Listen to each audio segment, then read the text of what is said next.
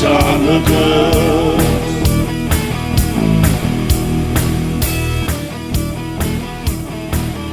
Fala, gente feliz! Está no ar mais um Felizólogos para você e hoje vai estar demais esse papo muito legal aqui. Antes de começar, eu queria dizer que eu sou o Rossini Macedo e queria lhe pedir uma gentileza muito grande. Você se inscreva no nosso canal, deixa o seu like, ativa o sininho, que é muito importante para a gente crescer aqui no nosso canal do YouTube, o seu canal do YouTube, Felizólogos para você. Toda semana tem um episódio novo e todo dia tem cortes dos episódios passados para você curtir com a gente. Hoje a gente vai falar sobre o outro lado da felicidade. O papo hoje será com um cara que é especialista nesse assunto. A gente vai bater um papo super bacana e quem vai apresentar ele é o cara que apresenta rimando. Eu quero ver se ele rima, porque o sobrenome do cara é Silva. Então eu queria ver se ele rima com Silva. Fábio Flores! Boa tarde, Rossini. Boa tarde, amigo web espectador, né? Uma pessoa que está nos vendo aí hoje. O que eu posso dizer sobre o nosso entrevistado, né? É um entrevistado, cara, é um cara incrível. Eu posso dizer o seguinte, o que eu posso dizer, né? Vai, rima com Silva. Ele que é um motivador de primeira, Cláudio Oliveira! Aê! Pegou o seu outro sobrenome porque o Silva não ia rimar, né? Não, ele foi estratégico lá. O Cláudio Oliveira Silva, que é o Cláudio Silva, prefere ser chamado como Cláudio Silva, né? O Cláudio é um psicanalista, um cara que tem uma história incrível para ser contada e uma coisa que gerou uma curiosidade muito grande. O Cláudio já fez um curso, poucas pessoas no Brasil fizeram esse curso, e o Cláudio hoje também é suicidólogo. Então, teu felizólogo. É, cara, suicidólogo. Ele é o suicidólogo. Isso aí. E aí eu queria Você ensina as pessoas a se suicidar? Como é que é? Na verdade, a gente precisa entender o fenômeno, né? Então essa foi a nossa busca para entender exatamente um pouco do que é essa experiência tão desafiadora. E aí mas vamos começar do começo, né? Por que é que você se interessou por isso? Você tem a sua profissão, você é empresário, né? Você tem uma pequena empresa, você trabalha prestando serviços com essa pequena empresa. Isso. Mas aí por que você se interessou por esse assunto de cuidar das pessoas, cuidar da mente das pessoas, né, que atravessam momentos difíceis com depressão? Então, Rossini, para mim falar da minha relação hoje com a questão do projeto que nós desenvolvemos, eu preciso contar um pouco da minha história, né? Isso é E a minha importante. história, ela praticamente nasce em 1992, quando eu estava num seminário estudando, né? Eu tenho uma formação teológica também. Você ia ser padre? Não, pastor. Pastor também faz seminário? Faz seminário, eu fiz seminário. Fiz questão de quer dizer, fazer alguns, seminário. né? Tem alguns que botam a Bíblia debaixo do braço, botam um paletó e dizem que é então. pastor, né? Tem muitos que fazem isso, Eu né? fiz questão de fazer. Tem o tio da minha esposa, ele é muito engraçado, aí ele diz assim, é danado, né? O padre passa a vida todinha estudando para ser padre, desde adolescente. Pastor não, tem uns pastores aqui no bairro, bota uma bíbliazinha debaixo do braço e diz que é pastor. Nem fala direito, o danado sabe. Eu, na verdade, quando eu buscar realmente essa parte da espiritualidade, da religião, eu fui estudar num seminário que eu queria entender a Bíblia. Eu não fui para ser pastor. E era o seminário de alguma religião específica? Era uma religião, era a Igreja Batista, Batista. É um seminário americano. Eu fiz lá em Coronel Fabriciano, Minas Gerais. E foram 4 anos dentro de um seminário. E tipo um ensino médio? Ou você já tinha que ter um ensino médio para entrar? Não, tinha que ter um ensino médio para entrar. Mas era uma formação específica dentro Sim. da questão teológica, né? Então você saía de lá um teólogo e aí você podia escolher, você poderia ser um pastor, um missionário, né? Trabalhar fora do Brasil. Professor de ensino religioso, Fosse né? um professor, então havia outras possibilidades dentro da sua formação, né? Mas o meu interesse nunca foi muito ligado, não era muito ligado à questão do aspecto religião. Eu queria aprender a Bíblia.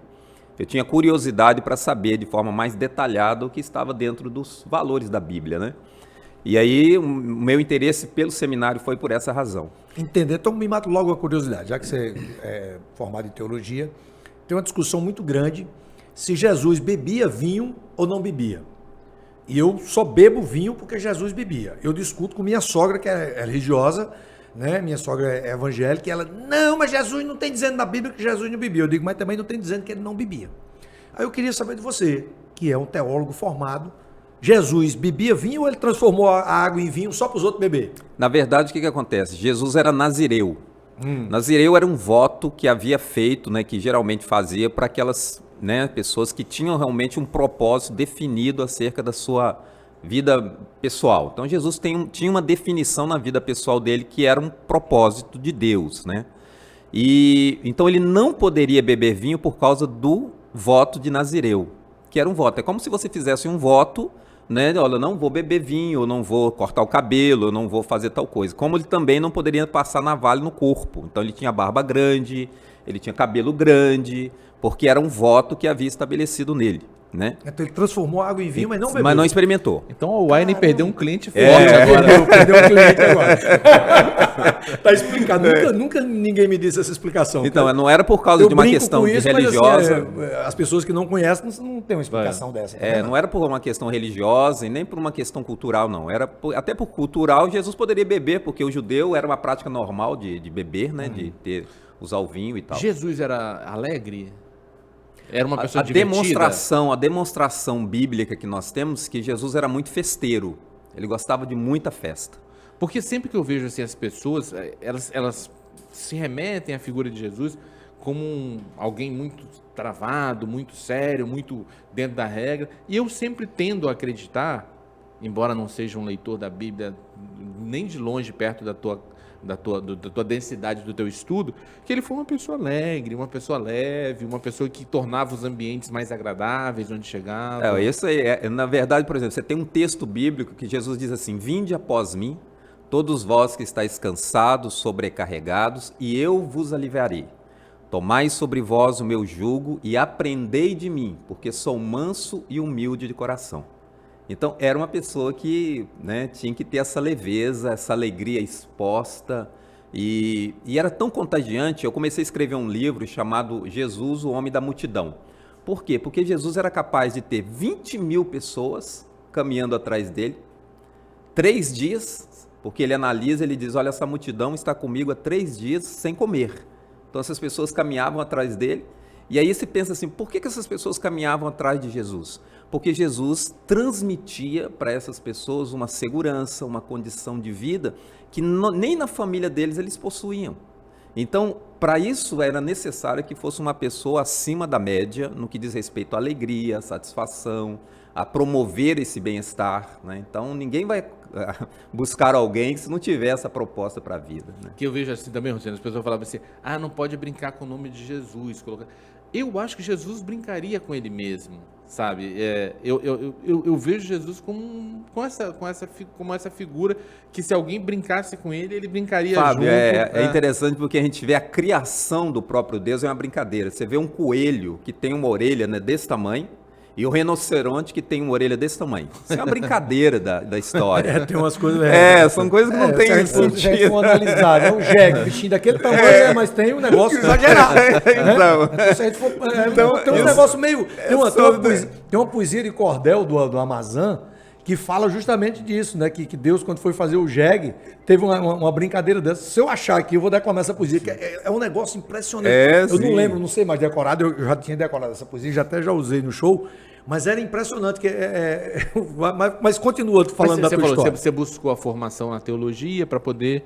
E aí, depois da formação, qual foi o... Então, aí nós estamos falando sobre a experiência, né, da minha entrada dentro de conhecer a depressão. Em 1992, eu estava no seminário, e a minha esposa, na época, ela foi acometida de uma depressão. Você já era casado? Já era casado, eu era recém-casado, Eu era recém-casado, tinha uma filha. O seminário era internato? Era internato para aquelas pessoas que vinham de longe, mas eu morava já na cidade. Sim. Né? É uma história muito interessante a minha relação com o seminário, porque na época, eu trabalhava no seminário. Eu fui para lá, para Minas, o desemprego aqui estava muito grande, nos anos 90, a gente estava com uma dificuldade muito grande. E aí eu fui para Minas para poder trabalhar. E eu estava casado, né, era recém-casado.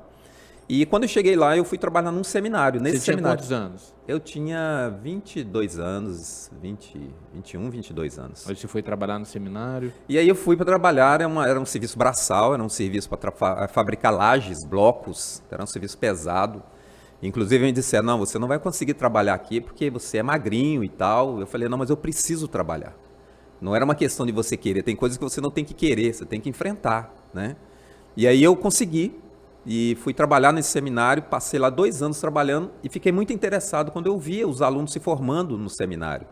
Vinha gente do Brasil inteira no seminário. Então você foi lá só para trabalhar, você não era nem aluno, não né? Não era aluno, Sim. né? E aí foi onde eu conheci realmente a minha relação com a igreja, me converti, né? E nesse tempo eu me interessei em estudar no seminário.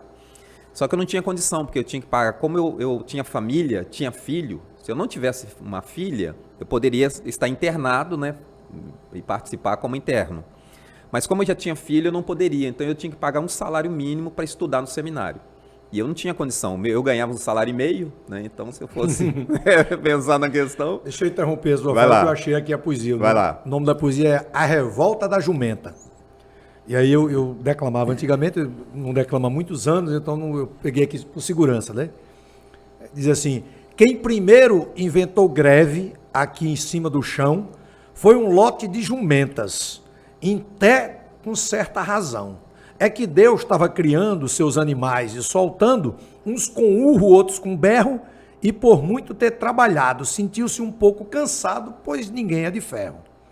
Deus estava terminando de inventar o jumento, mas resolveu descansar determinado momento, chamou um anjo importante, que era seu ajudante e amigo particular, e lhe disse com capricho: termina aqui esse bicho que eu vou ali descansar. E quando Deus retornou do seu descanso sagrado, deu de cara com um jumento, que já estava terminado, mas notou logo um defeito, e disse assim desse jeito: rapaz, não tem jeito não. Só dá um tempo eu me ausentar para o negócio desandar no setor de criação. É que o seu ajudante, concluindo o animal, deixou aquele negócio meio desproporcional, 1,5 metro de comprimento, maior do que o jumento. Chega, passava da venta, Deus disse: não presta não, que não vai ter posição dele subir na jumenta. O anjo disse: eu ajeito, comigo não tem fracasso. É só pegar uma faca e tirar aqui um pedaço. As jumentas, escutando, foram logo se juntando e, num desejo comum, disseram logo em seguida: vê se arruma outra saída, cortar de jeito nenhum. E fizeram assembleia, colocaram em votação, ganhou por unanimidade a frase corta não. Com a confusão criada, Deus viu que da enrascada o anjo não sairia, aí entrou em ação para mostrar a dimensão da sua sabedoria. A marreta, com 2 quilos, pediu para alguém trazer e disse: segure aqui o jegue, que a gente vai rebater. Aí baixou a pancada, dava cada marretada, chega, esquentava a marreta, e o jegue até hoje em dia possui a mercadoria na forma de uma corneta. Muito bom, né, cara? Eu acho que é isso que o Fábio falou. Eu acho que Deus tem coisas engraçadas que Deus fez, como justamente. Você citou a questão da orelha do coelho e o do rinoceronte, né? E Jesus também, se você vê passagens bíblicas, você percebe que Jesus também tinha um tom de humor em algumas coisas, né? Justamente. Ele era um cara bem humorado, né, cara? E a gente estava falando sobre a questão da Jesus ser festeiro. Havia uma questão, né, de Jesus não poder estar em Jerusalém por causa de querer matá-lo em Jerusalém. E aí Jesus então se disfarçou, né? E ele diz: eu não vou perder essa festa de jeito nenhum. Ele entrou aí na festa disfarçado, né? Mas assim, para mostrar que exatamente ele gostava das festas, né? Então e o povo judeu é um povo festeiro, né? Eu já tive em Israel 3 vezes e você contempla realmente assim a alegria do povo, a festividade deles é para tudo, para qualquer coisa.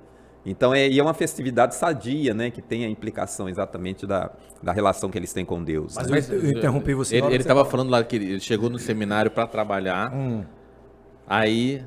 Eu não perdi a meada, não. Vamos lá, se mas encantou, pode ir lá. lembrando pro pessoal, se encantou com essa vivência lá do seminário, sonhou em poder fazer o seminário também, e você não podia fazer, porque tinha que pagar um salário mínimo e você recebia um salário e meio. É isso aí. E aí, onde que veio o milagre da E reprodução daí eu fui conversar real? com os meus diretores, as pessoas que eram os meus patrões na época, né? Eles sabiam da minha relação e tal com o seminário. E eu sempre fui muito trabalhador. Tudo que eu coloquei a mão para fazer, eu sempre gostei de fazer muito bem feito. Então, havia essa construção no meio deles. E aí eu fui conversar com o diretor do seminário, que era o mesmo diretor da fábrica, né, de blocos e equipamentos que tinha lá, produtos que tinha. E aí eu fui conversar com ele, era o Joe Palmer, um americano, e quando eu sentei na mesa dele, conversei com ele, ele me pediu um prazo. Ele falou, Cláudio, eu falei, eu quero estudar, mas eu fiz uma proposta para ele. Eu quero trabalhar para você aqui, eu não quero receber para que eu possa pagar o seminário. Eu estava abrindo mão do meu salário para poder né, estar estudando lá. E aí ele pensou comigo, falei, mas como é que você vai manter sua família? Eu falei, não, vou dar um jeito, mas eu quero estudar. E aí ele me pediu uma semana. E uma semana depois eu voltei para conversar com ele, sentei numa mesa. E aí ele disse para mim assim, olha, nós vamos dar para você uma bolsa de estudo. Você vai estudar aqui 4 anos sem pagar nada e você vai continuar trabalhando para a gente aqui e o seu salário pago todo mês. E aquilo foi assim, um negócio... Foi um milagre, né? Foi um milagre, o primeiro milagre nunca da tua ninguém vida. tinha recebido tal possibilidade. Né? E eu aproveitei os 4 anos, fiz todo o processo necessário, fiz estágio. E aí quando eu recebi o meu diploma em 1996, na mão dele, do Joe Palmer, ele falou uma coisa comigo que me marcou. Ele disse para mim assim, olha, você realmente é uma pessoa que merece esse canudo. Né? Não era só uma formação, havia uma história, né, de comprometimento. Eu também formei em 96. Então essa experiência foi muito marcante para mim. E no meio desse caminho foi onde eu conheci a questão da depressão. Você teve depressão? Não, na minha esposa. A sua esposa. Ela foi acometida por uma depressão. E foi uma depressão por causa de Mas uma foi palavra. No meio desse caminho? No meio desse caminho. Quando eu estava estudando. Eu estava no segundo ano do seminário. Desencadeou o processo de depressão nela. Teve algum gatilho externo? Teve. Ela era cozinheira. E saiu um nódulo aqui no pescoço dela, do lado esquerdo. E era uma inflamação, um nódulo, um caroço, né? E aí alguém brincou com ela e diz, olha, esse caroço pode ser um câncer.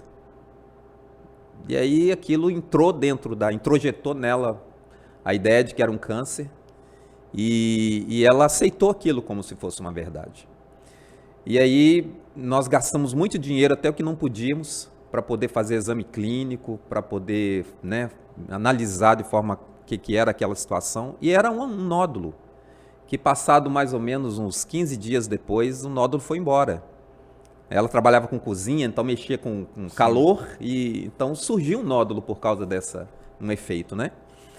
E só que aí não saiu mais a ideia de que aquilo era um câncer. E aquilo acabou abatendo nela, entrou dentro da experiência da vida dela, e ela veio para uma depressão crônica, com 2 tentativas de suicídio. Eu cheguei em casa 2 vezes, ela estava com os pulsos cortados, né? Você já tinha um filho? Eu tinha uma filha já. Foi um momento muito crítico, porque a gente não tinha mais uma relação de vida, né, casal, a gente não tinha mais vida sexual, a gente não tinha... Era um casamento onde ela passava 24 horas dentro de um quarto. Né? Eu saía para estudar e muitas das vezes eu saía de casa pensando, será que eu vou voltar, ela vai estar viva? Era uma coisa tão ruim assim, porque eu estava nesse processo de ir para o seminário todo dia, né, na escola, e a Linda... Ela também era religiosa? Ela também era, ela também estava na mesma igreja que eu estava, né? E aí veio uma fase muito terrível. E nós estávamos dentro de um contexto, 1992, a depressão era entendida e encarada como uma doença do rico. Ninguém falava de depressão. Quando acontecia uma depressão, por exemplo, numa igreja, né? Algumas igrejas tratavam como se aquilo fosse coisa do demônio, diabo. né? Era. Lá também, a gente estava inserido dentro de um contexto de igreja, mas ninguém sabia o que ela tinha. Eu mesmo nunca tinha presenciado uma pessoa e conviver com uma pessoa com depressão. Então essa experiência, ela realmente assim, me fez pensar um pouco mais sobre o que eu estava fazendo. Só que ao invés de eu ficar focado na doença dela, eu tinha que acompanhar, eu tinha que cuidar. As pessoas chegavam para mim, eu estudando, as pessoas diziam, olha, Cláudio, não abandona ela não deixa ela não. Eu falei, não, mas ela é minha esposa. Eu casei com esse entendimento de que seja na saúde e na doença. Mas eu via a preocupação das pessoas na ideia de que eu pudesse abandoná-la. Eu falei, não, eu estou aqui para caminhar junto. Mas era muito difícil, é muito difícil conviver com uma pessoa numa depressão. onde a pessoa realmente você não tem mais nada dessa pessoa. Essa pessoa ela está envolvida dentro de um processo, é como se ela tivesse desistido da vida. Ela não toma banho, ela não se alimenta direito mais, ela não levanta da cama mais. E ela começou a ter uma repulsa, né? Nós tínhamos uma filha, ela não queria ver a filha, ela não queria me ver, então não tínhamos... era difícil a relação dentro de casa. E isso foi perdurando 1 mês, 2 meses, 6 meses, né? E eu fiquei muito preocupado, porque a gente sem saber como lidar com a história. E principalmente por estar dentro de um contexto de igreja, havia aquela coisa meio... Não era meio não, era uma coisa que você não podia lidar com remédio. Você não podia procurar um psiquiatra, porque havia um tabu, né? A igreja entendia de que ia fazer uma oração e resolveria, mas não resolvia. Então orava, ia gente lá em casa, colocava a mão, fazia tudo o que era para ser feito no aspecto religioso. Isso acabava gerando um problema porque a pessoa vê um monte de gente orando, um monte de procedimento, imposição de mão, aquilo tudo, e não reage, ela se sente cada vez pior, não só a pior do mundo. É isso aí. Qualquer pessoa seria curada e eu não estou conseguindo construir a cura. E aí então começou a chegar algumas coisas assim, você está devendo, você fez alguma coisa com alguém, tem alguém que você precisa pedir perdão. E aí eu via minha esposa na época pedindo perdão até para os cachorros na rua.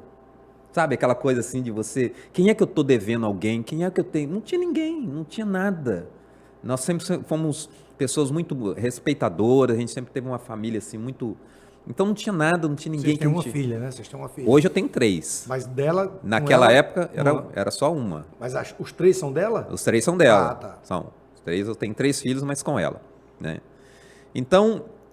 Essa experiência, ela realmente assim, foi provocadora para uma atitude que eu tomei. Eu falei, eu preciso conhecer a depressão. Eu preciso saber. Eu comecei a me tornar um autodidata. Comecei a estudar o assunto. Você procurava material. Naquela época não tinha internet, não tinha... Né? Hoje você dá um clique aqui, você encontra informação para o que você quer. Mas naquela época não. Naquela época, né, eu procurava em livros, eu ia em biblioteca. O que é isso? E não conseguia entender nada, não conseguia receber nada. A própria literatura sobre depressão estava muito no começo aqui, Era. né? E havia muita coisa assim que só falava, por exemplo, do problema. Só dizia, a depressão, ela faz isso, faz aquilo outro. Isso a gente já sabia, né? Eu precisava encontrar uma ferramenta que pudesse promover esse benefício, né? E aí chegou um momento na minha história que nós tomamos assim, é como se fosse vamos pagar para ver. E aí eu falei, olha, agora vamos pagar para ver. Eu vou procurar um médico. Né? Alguém disse assim, você tem que procurar um psiquiatra. Eu falei, então pode procurar. Naquela época a gente nem tinha, né? No SUS não tinha psiquiatra. Psicólogo não existia. Então havia um médico aqui, inclusive ela foi atendida aqui no IAPI na época. Sim. Era IAPI ali na Costa Pereira. E Dr. Sebastião, que foi um homem que identificou a depressão. Sebastião? Dr. Sebastião. Esse cara é gênio, até hoje tá clinicando. É mesmo? É. Pois é, foi Dr. Sebastião que atendeu a minha esposa. E inclusive foi uma situação assim, porque ele atendia através de um plano, que era o plano da minha sogra. Sim. E aí ele teve que colocar o nome da minha esposa como se fosse a minha sogra, foi um ato de mentira. Fala isso não, porque ele pode perder o credenciamento. Não, mete agora. Mas ele não tinha culpa de nada, porque para ele estava atendendo a minha sogra. Né? Mas teve que encontrar uma maneira, porque não tinha como, sabe? A gente não tinha como pagar, não tinha como encontrar alguém, não tinha, sabe? Você não ter saída, não tinha saída. E aí a minha sogra na época, assim, né, não tinha compromisso, né, com Deus, para ela as coisas. E ela falou, não, eu vou colocar ela, não vou marcar uma consulta para ela como se fosse para mim. E aí consultou ela. E depois o doutor Sebastião realmente atendeu ela, entendeu o caso. Nós estávamos vindo lá de Minas Gerais, né? Aqui, em Minas era pior ainda a questão da assistência nesse sentido. E aí ele identificou a depressão, passou a medicação e ela...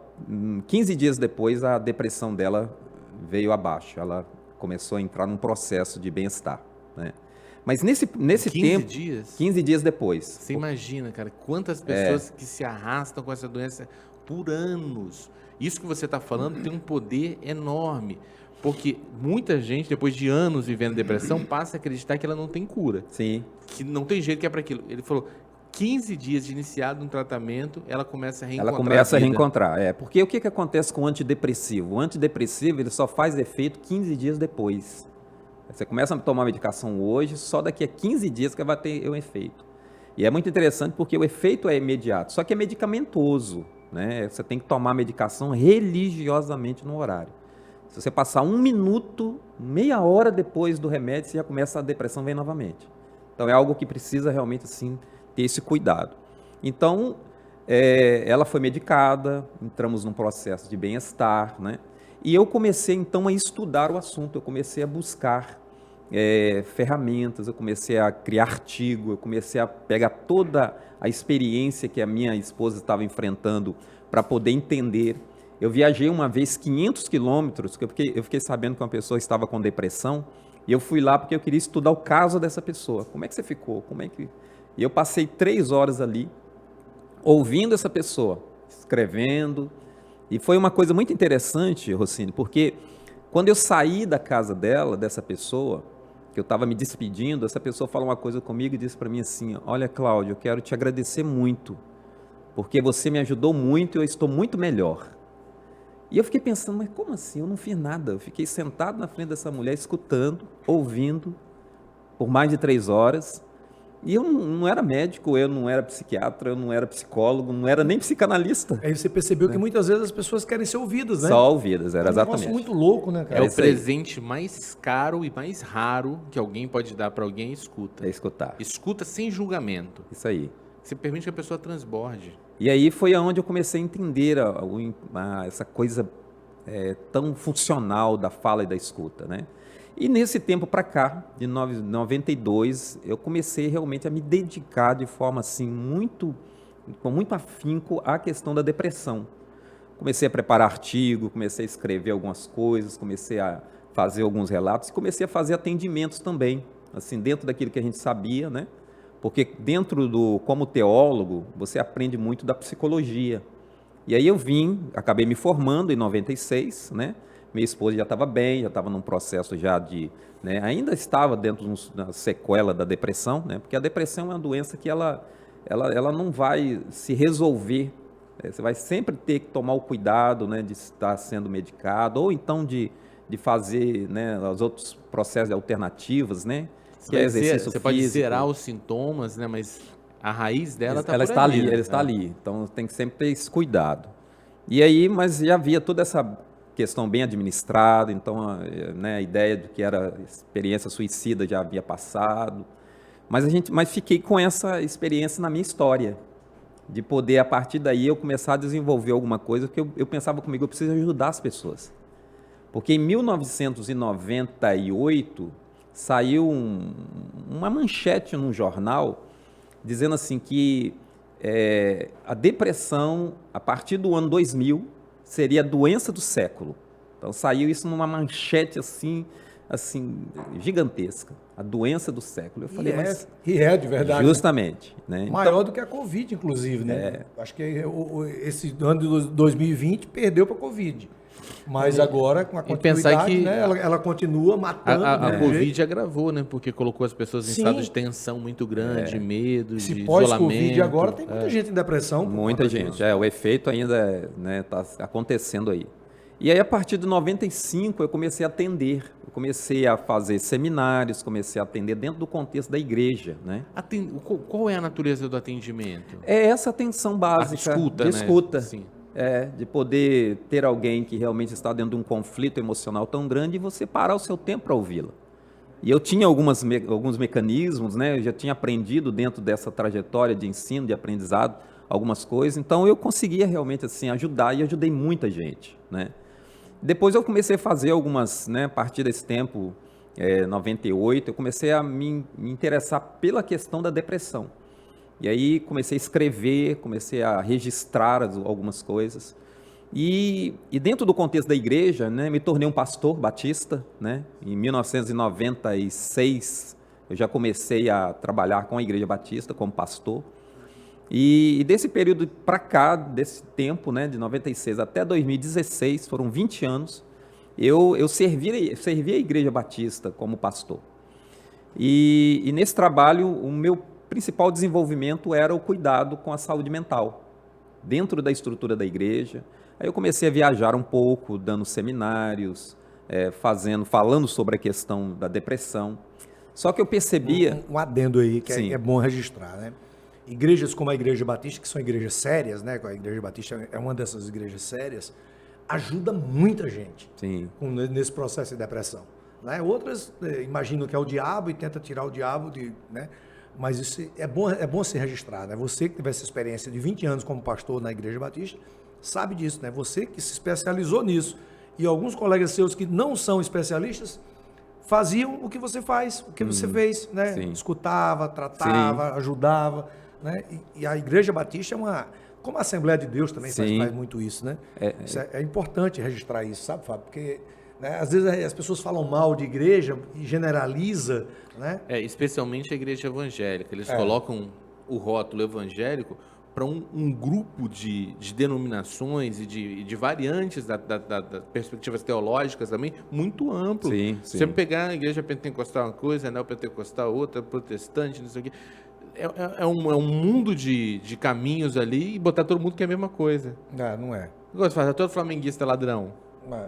Quase, mas nem todos. Então, assim, a minha história com a igreja, ela foi muito associada a essa relação com a depressão, em cuidar de pessoas.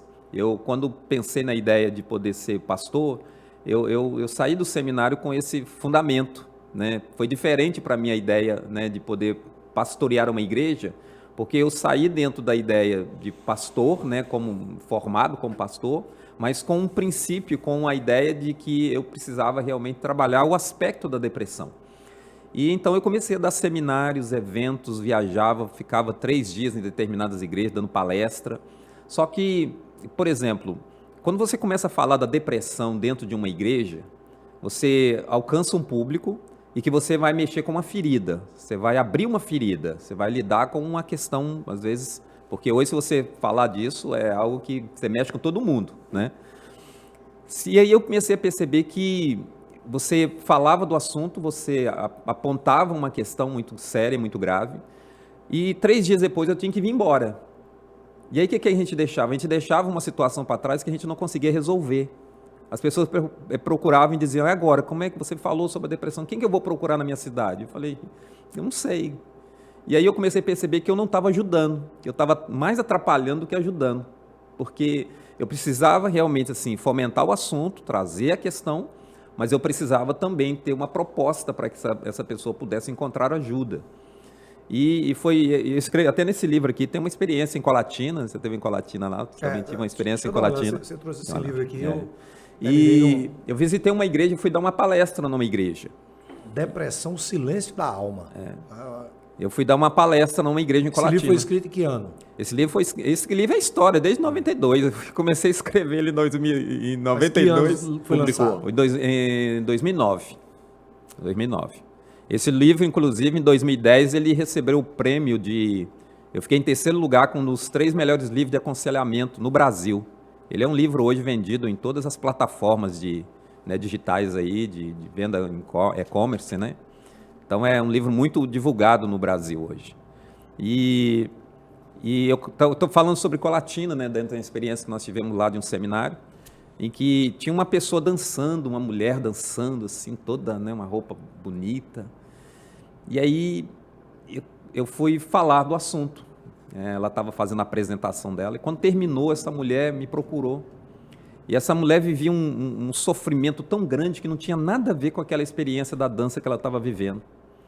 E eu disse até para ela, eu falei, olha, eu não tenho nem condição de te ouvir, a sua situação é tão grave, eu preciso cuidar de você, mas eu não tenho condição de fazer isso aqui agora. Era grave em que sentido? Dá para falar? Assim? Era grave um aspecto do que era a experiência da vida dela. Ela tinha uma situação de um trauma, né, em que vivia numa depressão, mas ela usava, por exemplo, a dança na igreja como uma fuga. Ela dançava para tentar, né, encontrar um momento de alegria, de satisfação, mas a experiência da vida dela era muito dolorosa. O que ela havia enfrentado, o que ela estava passando, era algo muito grave. E isso é muito comum, entendeu, Fábio? As pessoas fugirem da realidade com uma outra coisa. Assim, dentro da psicanálise é sublimação, né? É isso aí. A pessoa Isso aí. pegar e jogar a energia dela, de vida dela, numa outra coisa bem isso aí. uma caridade, uma arte, Justamente. alguma coisa assim. Então, assim, isso era o que era a história dessa moça, né? Uma pessoa... E assim, eu até fiquei muito preocupado, tentei ajudá-la, né? Mas como havia uma certa distância, fizemos algumas orientações, foi bom. Mas eu estou, assim, mostrando exatamente o impacto, né, do que foi a experiência que nós vivemos dentro da minha própria casa, com tudo aquilo que acabou acontecendo comigo, porque eu me tornei uma pessoa interessada no assunto. Tem né? uma coisa que não ficou muito clara para mim até agora, dentro do histórico que você falou, que você falou que viveu a experiência dentro de casa, que você ajudou, apoiou a sua esposa nessa jornada, que vocês no primeiro momento buscaram esse apoio clínico, não é? Junto ao apoio psiquiátrico e tudo mais.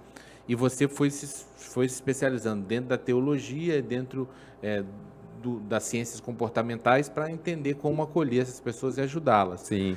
Qual a sua visão hoje sobre o trabalho do psiquiatra, o trabalho medicamentoso? Você acha qual a importância dos remédios no tratamento da depressão?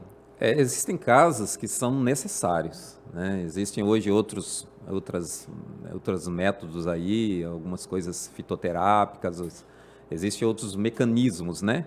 A gente evoluiu muito, entendeu, Fábio? Sim. Porque, por exemplo, se você pegar o oriental eles usam muitas técnicas, né, de trabalhar com a depressão, né? Acupuntura, óleos essenciais, a questão da meditação, entende? Então, assim, existem outros mecanismos.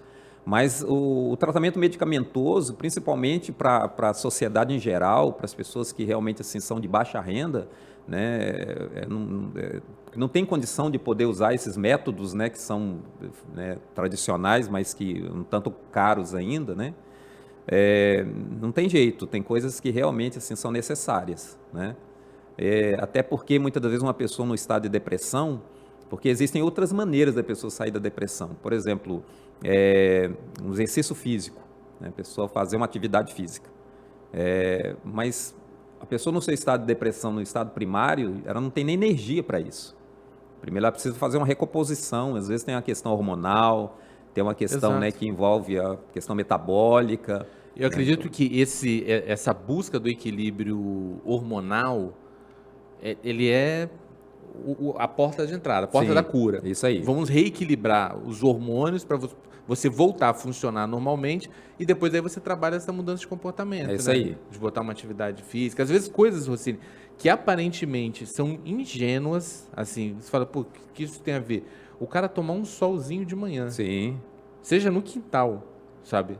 Olhar na janela 10, 15 minutos, que você está recebendo uma carga de vitamina D, e você está estimulando o seu corpo a produzir hormônio também. Hormônio do bem. E aí é um caminho que muitas vezes a pessoa com depressão perde, porque a pessoa em depressão quer ficar fechado num quarto escuro. Isso aí. Ela perde o contato com esse sol. E às vezes, só esse hábito, se colocar ali meia horinha olhando a paisagem, se puder andar então num calçadão, andar num lugar assim, melhor ainda, né? Justamente. A mudança do hábito dentro da questão da depressão é necessária, só que o problema é o enfrentamento. A pessoa não tem um estímulo emocional para enfrentar isso. Então ela precisa de alguém que pegue na mão dela e diz, vamos para o sol. Mas na maioria das vezes as pessoas estão ocupadas demais em cuidar do outro. Né? Mas eu queria saber o seguinte, quando foi que teve essa virada na sua vida de você, esse processo seu com a sua esposa, você virou pastor, escreveu o livro e tal. E aí quando foi que você, assim, foi quando você deixou a igreja para atuar da forma que você atua hoje? Porque você tem um instituto, o Instituto Ponte para a Vida, né? Isso aí. Que é um instituto que cuida de pessoas com depressão. Tem outras pessoas que te ajudam voluntariamente, né? Para tocar o instituto, que fica em Feio Rosa, na Serra, é isso? E aí eu queria saber quando foi esse processo, assim, eu preciso tratar dessas pessoas, preciso ter um lugar onde eu vou tratar dessas pessoas e outras pessoas que estudam também o que eu estudo podem me ajudar a curar essas pessoas que precisam. Então, eu estava falando sobre a questão da minha experiência meio traumática em lidar com os seminários, né, com as palestras, porque eu via que eu não estava ajudando. Então eu pensei, não, nós precisamos fazer alguma coisa a mais. Eu já tinha, veio a minha formação, eu fiz uma pós-graduação em psicanálise clínica, onde a gente começou realmente assim a entender. Foi aqui em Vitória mesmo? Foi aqui em Vitória mesmo, é. A BPC? Não, foi na faculdade...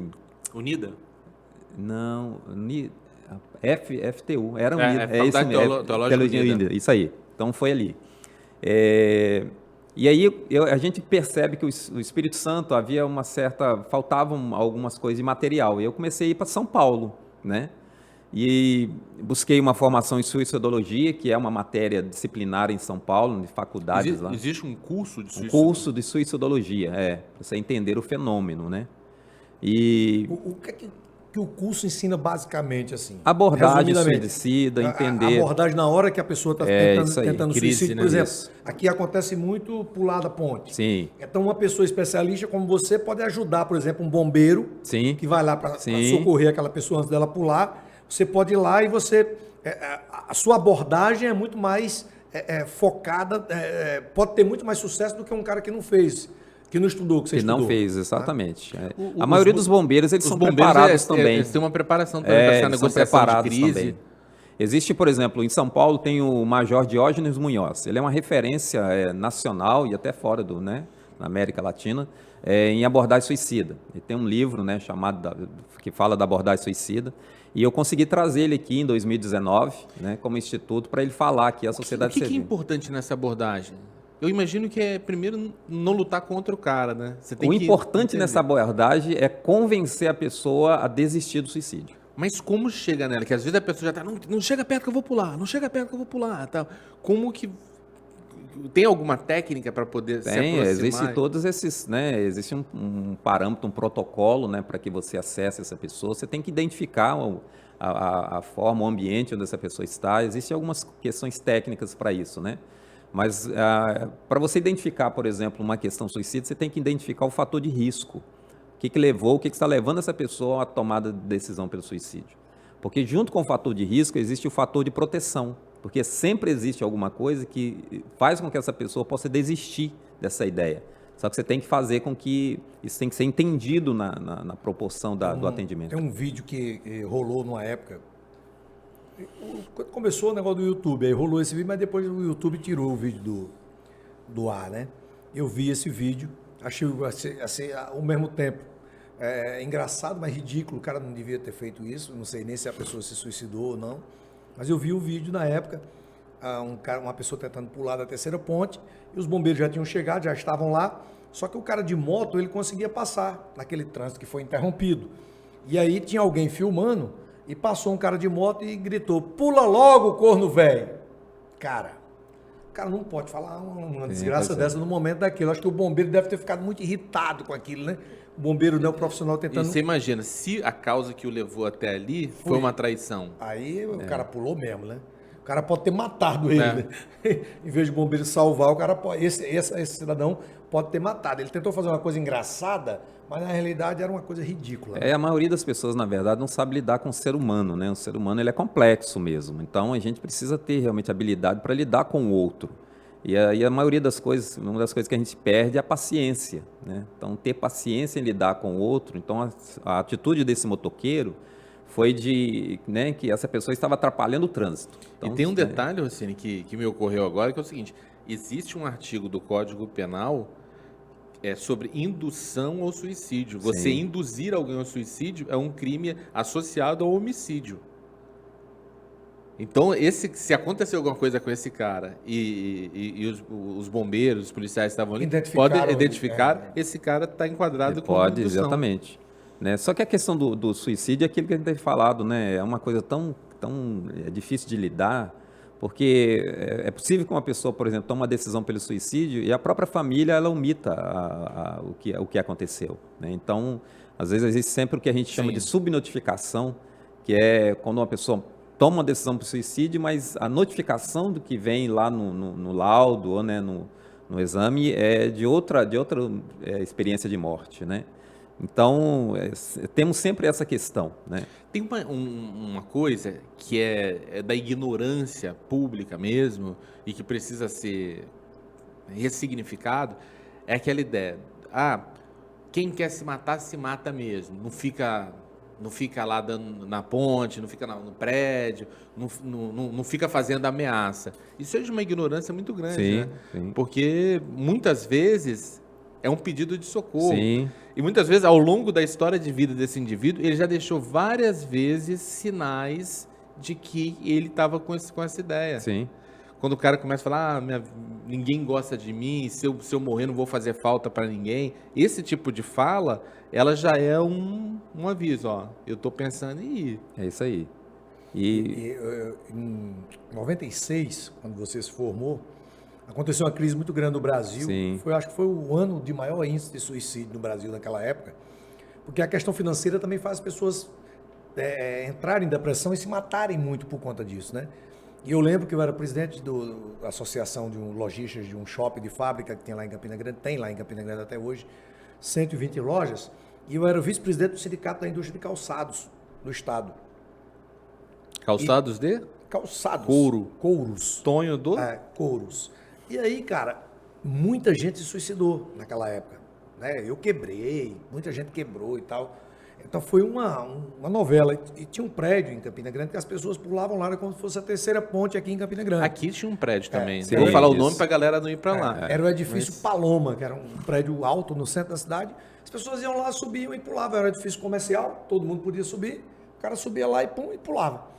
E aí eu lembro que as pessoas falavam assim, caramba, todo mundo se matando. Rapaz, toda semana morria alguém, um colega nosso, próximo ali, um dono de uma fábrica e tal. E aí um cara me perguntou uma vez, Rossini, tu tem coragem de pular, de se suicidar? Eu digo, rapaz, é mais fácil eu jogar que eu tô devendo, que aí eu fico com a conta em dia, né? Não devo mais. Mas levava no bom humor justamente porque isso nunca passou pela minha cabeça. Eu tenho alguns amigos que dizem assim, cara, eu já, da mesma época, que dizem assim, eu já pensei em me matar. Eu eu estava de moto, eu olhava assim no trânsito, eu vinha naquela BR a 120, 150 quilômetros na minha moto, eu vou botar a moto na frente desse caminhão, me mato e tal. Eu digo, aí tu faria isso. Além disso, a tua família ia achar que o motorista, um inocente motorista, um trabalhador, foi quem te matou. Cara, mas quando o cara tá na... Olha que paranoia que as pessoas entram, né, cara? Você sabe que é o grande lance do desespero do suicida? É que uma pessoa saudável emocionalmente, ela tá olhando assim, ela vê um mundo de possibilidades. Então você pensou, em vez de fazer isso comigo, eu posso fazer isso com o cara que eu tô devendo. Ou você fala, eu posso inventar um produto novo, eu posso fazer isso. Você tem um mundo de possibilidades, sua cabeça trabalha num mundo de possibilidades. A pessoa que está com esse problema, o mundo dela vai ficando cada vez mais restrito. Ela olha como um funil e ela não vê luz no fim do túnel. Então só tem aquela. Naquele momento que o cara está olhando só para isso, ele não lembra que ele tem uma família, ele não pensa na família do motorista, ele não pensa em questão religiosa, se vai para o inferno, se vai para o céu, nada.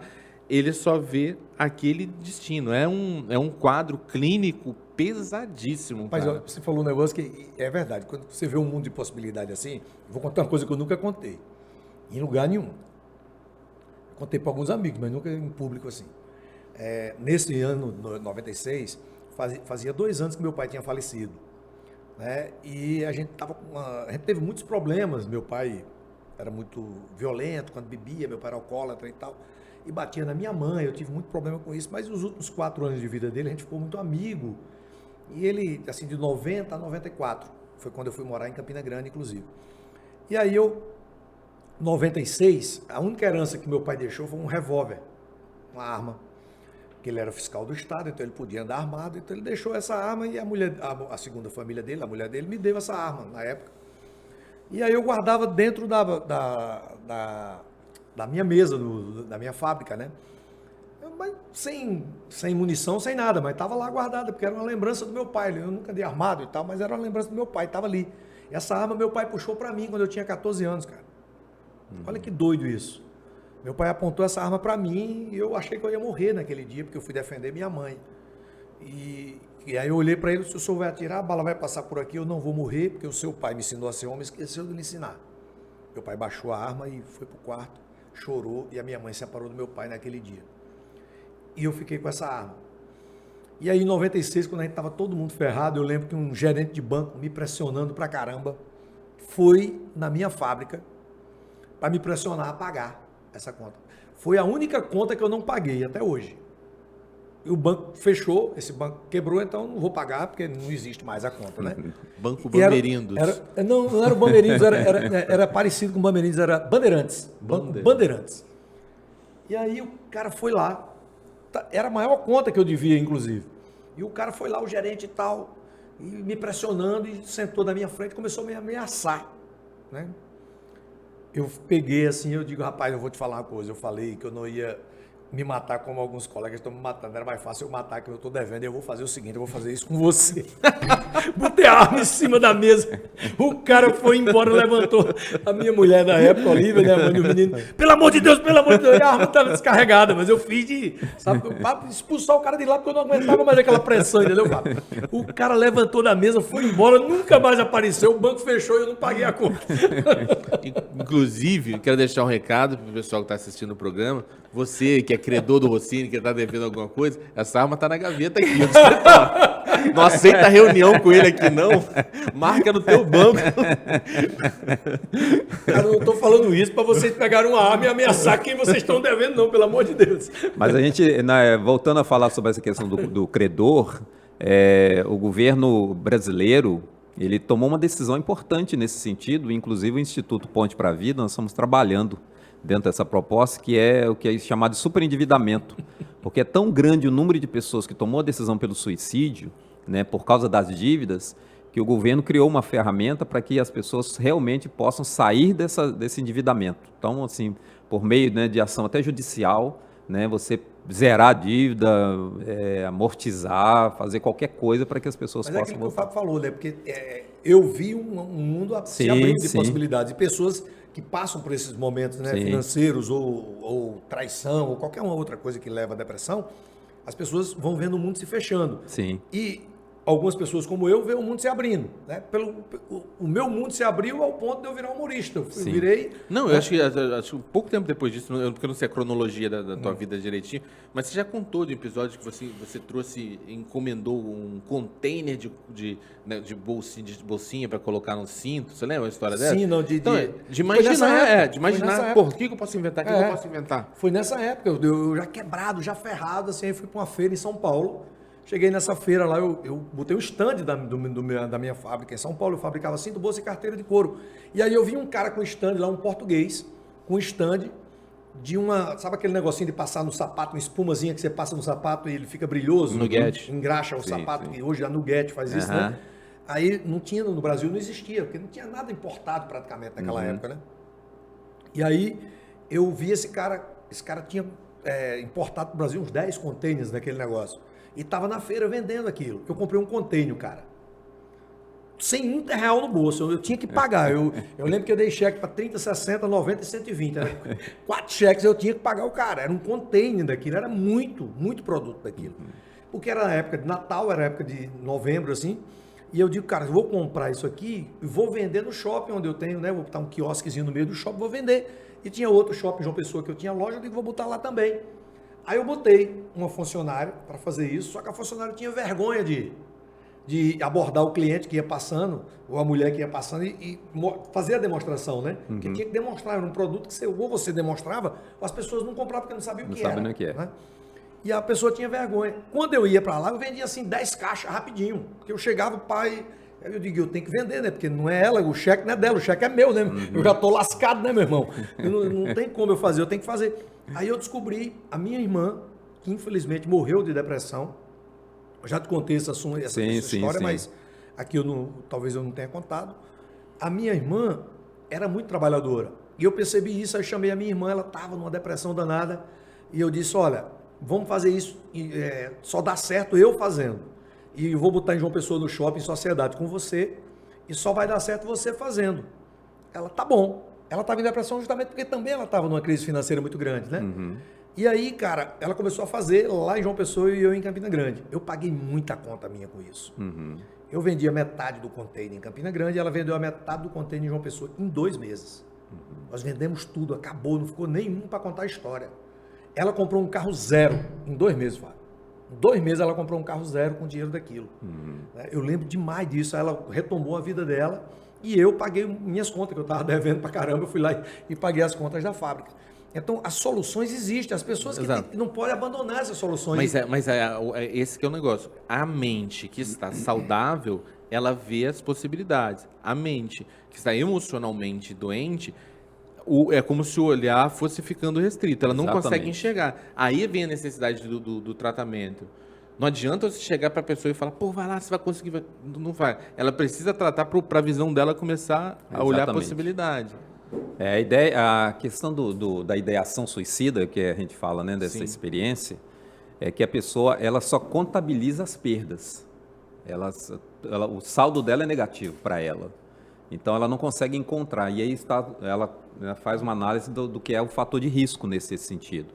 O que você coloca, por exemplo, de fator de proteção é aquilo que te motiva, que te inspira. Pode ser qualquer coisa, pode ser um filho, né? Pode ser uma família, Pode ser Deus. pode ser Deus, né? Existem casos, por exemplo, em que, por exemplo, uma pessoa quando ela tem a ideação suicida, uma tentativa suicida, é muito interessante saber qual foi o fator de risco que levou aquela pessoa.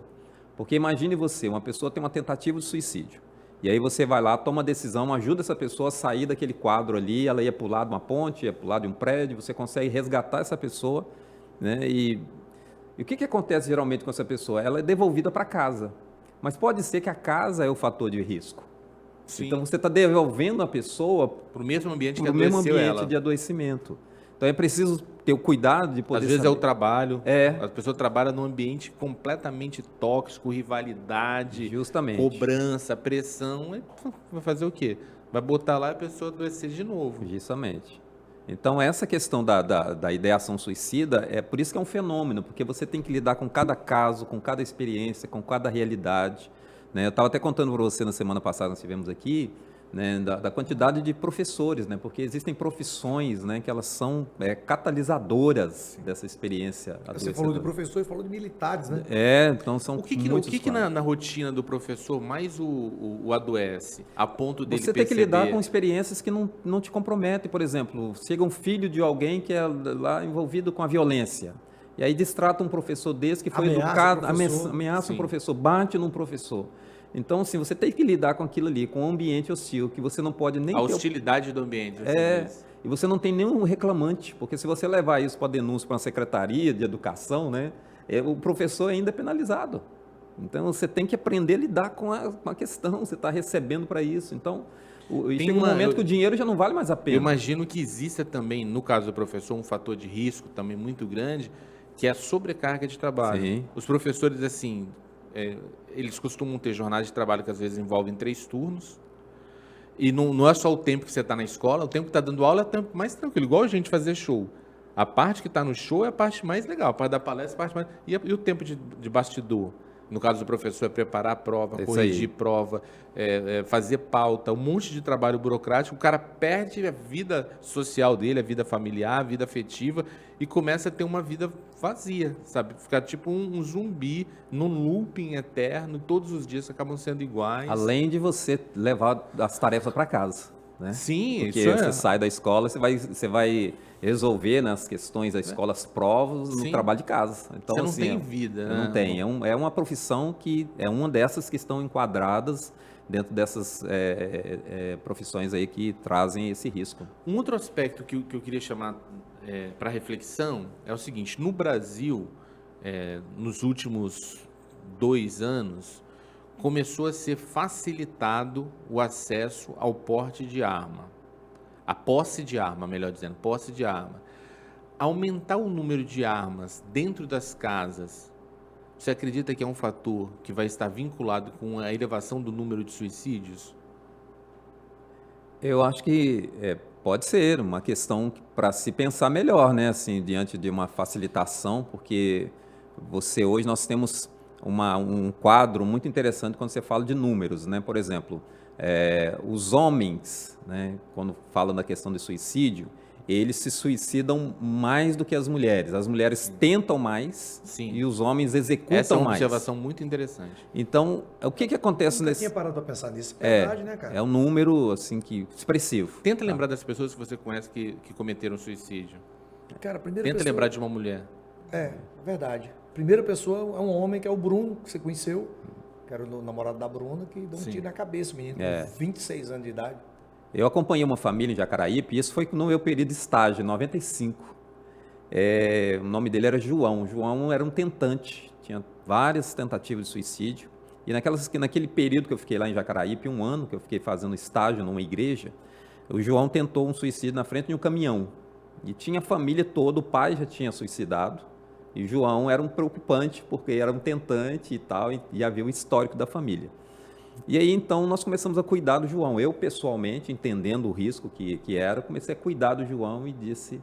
Até que ele tentou, chegou na frente de um caminhão, teve, né, umas escoriações, não chegou a morrer, mas foi um quadro interessante. Passado mais ou menos, o João estava em recuperação ainda dessas feridas. O irmão dele entrou num quarto e, sem ninguém ter ideia, de 17 anos, e deu um tiro na cabeça, porque tinha uma arma dentro de casa. Então, assim, é realmente um fator de risco? Então, Cláudio, passa dessas experiências que você teve conversando com as pessoas, passa pela sua cabeça assim, as pessoas dizem para você que tentar o suicídio, se matar, é uma solução porque no outro lado da vida vai encontrar paz, porque do outro lado da vida já existe, elas querem só adiantar o processo e... Não, na verdade, Rocina, não existe uma conexão dentro dos estudos que a gente faz, não existe uma conexão do suicídio com essa avaliação da morte. O que essa pessoa está querendo fazer é resolver um problema. Ela não está querendo morrer, né? Existem casos, né, que já foram até considerados aí, que existem sobreviventes de suicídio que eles se arrependem no meio do caminho. Então, assim, só que alguns, pelo ato, não tem jeito. Por exemplo, uma pessoa que pula a ponte, às vezes o impacto, né, acaba... Antes de cair na água, já se arrependeu, Ela se arrependeu, então pode acontecer essas questões. Só que pelo ato que foi executado, ela não tem volta, né? Cláudio, eu tenho um podcast também, chamado Precisava Ouvir Isso. Uhum. E eu fiz um episódio com pessoas que tentaram suicídio. Uhum. 100% delas completamente arrependidas das tentativas que tiveram. 100% delas com a vida muito melhor hoje em dia do que estavam naquele momento. Uhum. E aí, cada relato delas apresentavam isso, sobre, assim, o quanto elas gostariam de dizer para as pessoas que, por maior que fosse o desespero, aquilo ali não justificaria um fim. Porque quando você consegue se tratar, quando você consegue superar, o que tem de ganho ali para frente, de possibilidades, é incrível. Tem um caso assim que para mim foi mais impactante, de um cara que deu um tiro, o tiro não matou, mas ficou com a bala alojada, e não tiraram na bala, porque não sei, porque são clínicas avaliaram que não dava. Só que todo dia que virava o tempo e que ficava frio, a bala causava um mal-estar, né? Dava um frio, dava um incômodo nele. E toda vez que ele sentia aquele incômodo, era um gatilho para ele sentir, valorizar mais a vida. Ele falava, eu podia não estar aqui. Na hora que ele sentia isso. Então é incrível, quando a pessoa ela consegue passar dessa etapa, se permite a cura, às vezes a cura, o tratamento não vai ser de primeiro, talvez vai precisar de alguns caminhos, de algumas abordagens, mas quando ela se dá oportunidades, ela tem um relato tão forte a oferecer ao mundo, sabe? É uma coisa belíssima. Tem uma piadinha, você me fez lembrar uma piadinha agora, muito antiga. Diz que a velha estava muito triste, né? Querendo se matar, e ligou para o médico dela. Aí aquela depressão terrível, aí disse, doutor, qual é o lugar mais perto do coração? O seu peito esquerdo. Ela, tá bom. Aí no outro dia saiu a notícia no jornal, velhinha tenta suicídio com um tiro no joelho. É muita sacanagem, né? Olha o nível de maldade do ser humano. Então, a experiência, na verdade, assim, ela é desafiadora, né? Porque estamos lidando com uma questão comportamental, porque o suicídio, na verdade, é um comportamento desagregado, né? De uma pessoa que muitas das vezes não conseguiu lidar com a própria... quando você vai olhar para o fundo desses valores, existe um trauma, existe uma mágoa, Às vezes a gente pensa assim, a pessoa está pensando em tirar a vida porque deve R$1 milhão. Não, às vezes a pessoa está devendo né, R$1.000 ali, ele quer tirar a vida. Então, não é o preço, não é o O cara tamanho. tá devendo do bar da esquina, né? É. Ele fica puto porque o dono do bar cobra e ele quer se Então, matar. não é o quantitativo, é exatamente a pessoa. Sim. Então, É uma pergunta, inclusive do Evandro aqui, que é o nosso cinegrafista. A bebida alcoólica desencadeia um processo de depressão também, muito, ou ajuda? ontem eu dei uma aula, né, na faculdade aqui, que a gente faz a gestão dela, e era uma aula para facilitadores de esses ambientes terapêuticos, né, casas terapêuticas. E o tema era esse, né, dependência química e o suicídio. E é diferente a relação, por exemplo, do alcoolismo com o suicídio, porque ele é um tanto quanto meio paternal e passivo. Então a pessoa, ela bebe até morrer. Então essa é a ideia, né? É um suicídio, mas não tem a característica de um suicídio, porque não tem essa urgência, né, na ação. Mas quando Uma ação você em vai lidar... conta-gotas, né? Hã? Uma ação em conta-gotas. Isso aí. Mas quando você vai lidar com a pessoa, por exemplo, você diz para ela assim, olha, se você não parar de beber, você vai morrer. E ele entende que aquela atitude de beber é a continuidade do processo para a morte que ele espera. Então, e existem algumas pessoas que até dizem assim, olha, se você não parar de fumar, por exemplo, não parar de beber, você vai morrer aos pouquinhos. E ele até diz assim, mas eu não estou com pressa para morrer. Então, é um suicídio passivo que tem uma esfera muito... Exato. E nessa mesma escala, a gente pode falar, a pessoa que pilota moto sem capacete. Isso aí. A pessoa que, no meio da pandemia, vai para o meio da aglomeração sem máscara. A pessoa que... não toma a medicação dela que precisava tomar. Não toma vacina. Ou seja, Porque não se é uma vacinou, escolha. né? É uma escolha. A pessoa Isso aí. tá escolhendo o caminho da morte. Tem um lance, que eu acho que o Cláudio vai poder falar isso com mais propriedade ainda, é que dentro do ser humano existem duas grandes forças. E elas duelam entre si. Uma força é essa pulsão, essa paixão pela vida, pela vontade de viver, de fazer as coisas, de realizar. E do outro lado, uma pulsão pela morte, uma busca pela morte. E que a gente faz nesses hábitos que a gente acabou de falar aqui. Então, todo ser humano, em alguma escala, ele tem esse duelo interior muito forte, Sim. né? A vida lutando com a morte dentro de si. A gente trabalha muito a questão da espiritualidade, né? Eu sou uma pessoa, me formei, né? Eu tenho uma formação, a minha base teológica também não fica distante daquilo que a gente acredita. E a espiritualidade, já foi até comprovado, por exemplo, que uma pessoa que ela reza, que ela ora, ela consegue realmente assim, superar de forma mais objetivas os enfrentamentos emocionais que tem, as questões emocionais. Então, rezar, orar, buscar, né, essa comunhão com o espiritual é uma conexão com esse estado do bem, né? Então, uma pessoa, por exemplo, que ela vive uma vida totalmente desligada de todos esses aspectos, acaba realmente ela sendo potencializada com as experiências que ela enfrenta. Porque nós temos uma construção de vida em que nós temos altos e baixos, nós temos perdas, nós não somos... Por exemplo, quem lê a Bíblia, quem estuda a Bíblia, ele vai ver que a Bíblia não é um livro triunfalista, que está falando só de que tudo vai dar certo, que tudo é maravilha, que tudo é bênção, que tudo... Não, Deus é um Deus que acompanha coisas erradas, que percebeu coisas erradas, que viu que não era bom determinadas coisas, né? Que fala do pecado, que fala de coisas que aconteceram com homens de bem, né? Então, você pega um Davi, por exemplo. Davi foi um homem que adulterou. O adultério de Davi está lá na Bíblia. A Bíblia podia ter escondido esse ato, né? Para dizer assim, é um livro triunfalista, né? Que vem só falar de coisas boas, maravilhosas. Não. A Bíblia está mostrando a realidade do que é a história humana. A Bíblia fala de guerras, né? Fala de guerras. Davi matou muita gente em guerras e tal. Então, está dentro dessa construção, entendeu? Tem uma teoria que eu uso muito e falo muito nas minhas palestras e Uma tal. já caiu hoje, a história do vinho. Ele fez a teologia dele em Picuí. A do vinho caiu. Mas essa eu acho que o Cláudio vai concordar comigo. Vamos lá. Eu tenho uma teoria que eu, assim, depois de estudar muito, de ler muito a Bíblia algumas vezes na minha vida, eu cheguei à conclusão que nós não seremos julgados pelos pecados que nós cometemos aqui na terra. Acho que nós seremos julgados pela intensidade que a gente viveu o amor aqui na terra ou não. Que a gente amou o outro, que a gente dedicou a nossa vida ao outro, ajudou o outro ou não. A gente será julgado por isso e não pelos pecados. Porque todos nós cometemos pecados. Se for assim, ninguém é salvo.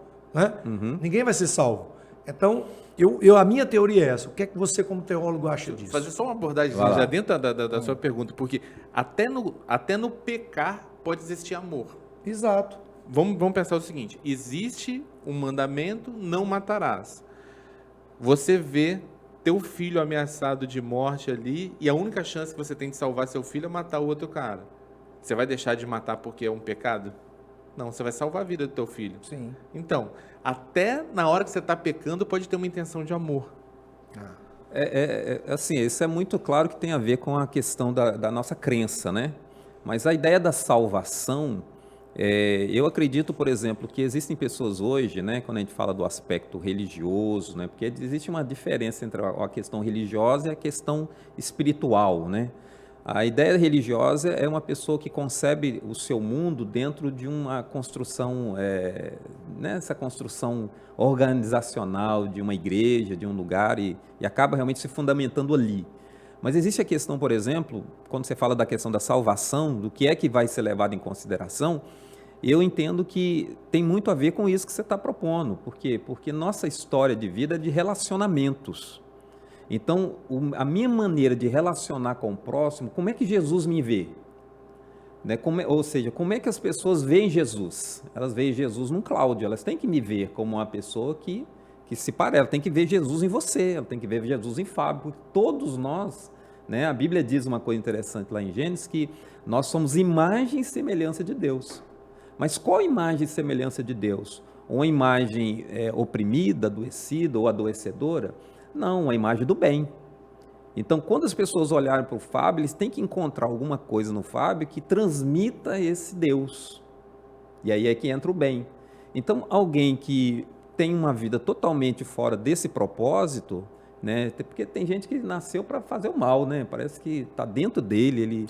Ele é algo. Tem uma história do apóstolo Paulo, por exemplo, né? O apóstolo Paulo tem uma história muito interessante, porque no capítulo 9, né, de Coríntios, o apóstolo Paulo, do livro de Atos, o apóstolo Paulo se converte. E vem a conversão dele, cai uma luz e tal, ele aparece, estava montado num cavalo, cai do cavalo. Então aparece Jesus para ele, né? E pergunta para ele, né? Por que tu me persegues? Né? Eu sou Jesus e tal. Mas uma coisa interessante, que nesse texto, no capítulo 9, a Bíblia diz que o apóstolo Paulo respirava ameaças e morte. Ele era um homem que ele não dormia se ele não matasse alguém, né? Porque ele defendia a religião dele. E ele achava que ele estava fazendo a coisa certa. Sim. Ele entendia que ele estava fazendo a coisa o melhor. Né? E ele matou muita gente por causa Se a gente for analisar, Hitler achava que estava e convenceu muita gente que ele estava certo. Então é um negócio complicado. muito louco, né, cara? Você imagina, nesse exemplo que eu estava te dando, por exemplo, uma mãe que rouba um medicamento na farmácia para salvar a vida do filho. Vai ser julgada como não roubarás? Para além do roubar, tem uma intenção de amor muito grande. Sim. Muito grande ali atrás, sabe? Então, a gente medir a nossa vida pelos atos de amor, eu acho muito salutar. Eu digo isso por causa de uma história que eu conto de Zé de Otila. Zé de Otila era um alcoólatra da minha cidade, que desde que eu era criança, eu via ele bebendo, e ele morreu com 69 anos bebendo. Ele nunca foi num hospital na vida. Uhum. Ele ficava no bar todo dia bebendo, e o padre Barros passava de bicicleta todo dia para ir para a igreja, todo dia. Passava na frente do bar e Zé de Otila dizia: Padre Barros, vamos tomar uma. Se respeite, eu vou lhe excomungar. E todo dia era aquela discussão, né? Quando foi um dia, o Padre Barros passou a pé. Aí Zé observou e disse: Ei, padre, cadê a bicicleta do senhor? Isso uns 5 anos depois. Uhum. Aí o padre disse: Ô, meu filho, eu acho que roubaram. Mas como é que pode? Essa cidade está demais. Roubaram a bicicleta de um padre. Padre, eu vou dizer uma coisa para o senhor recuperar a bicicleta. A melhor coisa que tem é o senhor, na hora na missa, o senhor dizer os 10 mandamentos da lei de Deus. Quando chegar naquele mandamento, não roubarás, o senhor olha para a cara de cada um dos fiéis. O fiel que roubou a bicicleta do senhor vai se entregar. Aí o padre disse: eu não tinha pensado nisso, meu filho. Aí foi, no outro dia o padre voltou na bicicleta. Aí Zé Deus disse: ei, padre, deu certo? Ele disse: quase, meu filho. Mas como assim, Pátio? É porque eu fui falar o que você me sugeriu, mas não precisou chegar no não roubarás, não. Quando eu fui dizer o mandamento, não cobiçarás a mulher do próximo, eu me lembrei onde eu tinha deixado a bicicleta. O padre estava todo enrolado, né? Tem esses problemas, É, né? isso aí. Agora, já que a gente deu uma risada Fala, antes fala o descontraída. nome do padre agora. Padre Barros. Ele tá vivo ainda? Não, já morreu. Que Deus o tenha. O Padre Barros era maravilhoso. Foi um padre que me batizou. Pai. Então, por favor, vamos saborear aqui. Você já saboreou uma castanha aqui, né? Já, Eu não já. posso deixar de falar do nosso parceiro aqui, o nosso patrocinador. Tem um docinho. Olha o docinho. Olha aí. Isso aqui tudo você encontra na Nobreza do Sertão. Ela tem rapadura? Tem Pô, a minha- rapadura Tá de caju. cara, né? A minha cunhada tá olha essa procurando, rapadurinha. cara. Coma, por favor, Claudio, um pedacinho. Minha cunhada tava querendo saber onde que eu encontro uma rapadura do Vai na Nordeste, né? Nobrezas do Sertão, tem tudo. Onde que fica a Tudo loja de castanha fica ali em Colina de Laranjeiras. Colina? Pô, pertinho. Olha, de casa. pertinho. Colina de Laranjeiras, é só entrar em contato no @nobrezas _sertal, né? Tá lá no Instagram para você entrar em contato agora e saborear essas maravilhas da Nobreza Rapaz, do isso aqui é Sertão. bom, hein? Diferente. Não, essa cocada é fenomenal. cocada É um diferente. negócio impressionante. Tudo lá é gostoso. Eles trazem de onde? Eles trazem do Ceará. Do Ceará, Tem né? tudo do Ceará, muita coisa do Ceará. Tem, Diferente. inclusive, queijo de caju. Sabia disso? Não. Queijo de castanha de caju. É. Deve ser bom, hein? O negócio é tudo. Carne de castanha, carne de caju. Tudo E o feito. precinho? Como é que é o precinho lá? Precinho excelente, maravilhoso. Essa castanha, por exemplo, aqui é a castanha mais barata que eu conheço no Espírito Santo.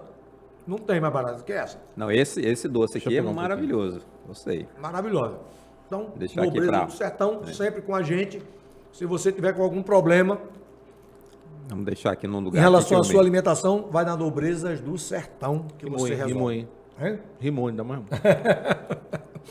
Cláudio, Vamos lá. Posso fazer uma pergunta difícil pra ele? pode, claro. Cláudio, você já pensou em se matar? Não. Fala a verdade. Não. Vou te falar só o ano, que eu sei da história. Vou falar só o ano, hein? Vai lá. 98. 98? Aconteceu uma coisa em 98 que você bambiou na vida. Não, aí é diferente, né? Por você perguntar assim, você já pensou em se matar? Não. Eu já tive ideações, né? Assim, porque é aquele momento de você pensar assim, Eu só dei um chute não aqui. vai dar cansado. Falei um número Não, qualquer. é porque você, tô cansado, a morte seria, mas assim, não com a ideia de me matar, né? É a ideia de você, poder terminar minha vida, né? Mas eu acredito que todo ser humano tem esse momento. O próprio Jesus, ele passou por um momento, No deserto, né? não, lá no Getsemane, aonde ele enfrentou o seu momento, né, onde estava chegando o momento da cruz, e ele orou ao Pai pedindo para que ele não passasse pela cruz. E ele teve um momento a Bíblia diz que ele teve uma angústia até a morte. Foi algo tão profundo, né, que ele chorou gotas, né, diz que o seu suor do corpo saiu como se fossem gotas de sangue. Então, foi uma experiência muito traumática.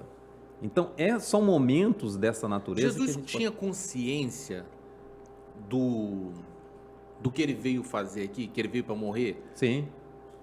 Ele tinha entendimento de que... É tanto que Jesus ele não perdeu tempo na vida dele, né? Você pega, por exemplo, a experiência da vida de Jesus, ele começa o seu ministério com 30 anos de idade. Por quê? Porque um judeu ele não tem autoridade para falar antes desse período. Ele só pode falar para alguém, só vai ser ouvido por alguém se ele tiver 30 anos de idade. Então, era uma questão cultural, né? Então, esses 3 anos foram anos muito intensos, né? Foram intensos, foram 3 anos e meio que foram rápidos, né? Então, porque passa muito depressa. Então, ele foi realmente assim muito intenso naquilo que ele foi desenvolver. E ele já sabia, né, que ele tinha realmente essa missão.